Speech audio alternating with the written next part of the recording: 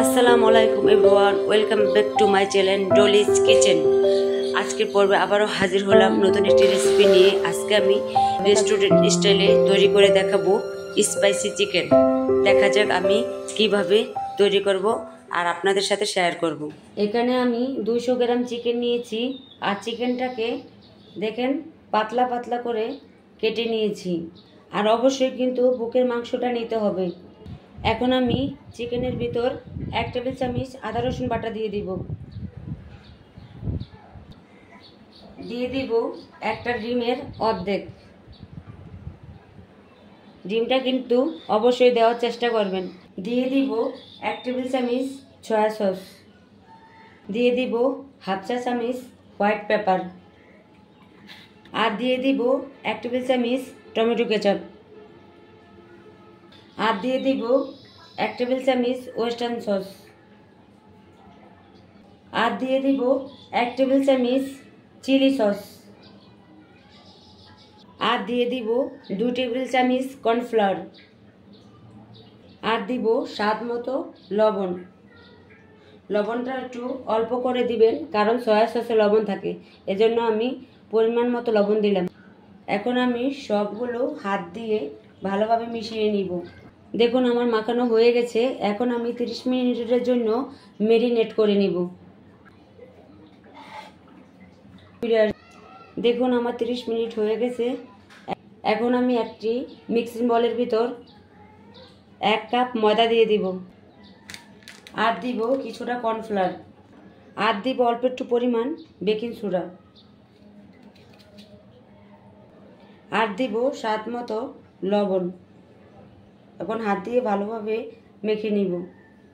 এখন আমি একটা একটা করে চিকেন কোট করে নিব। দেখুন আমি সবগুলো কোট করে নিয়েছি। এখন আমি চিকেনটাকে ফ্রাই করে নেব। আমি একটি চুলায় কড়াই বসিয়ে দিব আর পরিমাণ মতো তেল দিয়ে দিব। এখন আমি একটা একটা করে চিকেনগুলোকে দিয়ে দিব।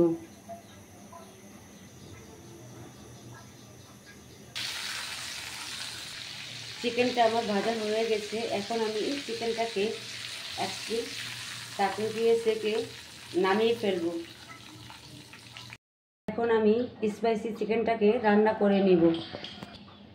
চুলায় একটি কড়াই বসিয়ে দিব আর পরিমাণ মতো তেল দিয়ে দিব, আর দিয়ে দিব এখন রসুন কুচি। এখন আমি একটু নেড়ে চেড়ে দিব আর হালকা ভেজে নিব, আর দিয়ে দিব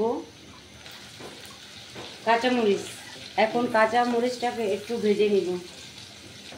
এখন দিয়ে দিব 2 টেবিল চামচ টমেটো কেচাপ,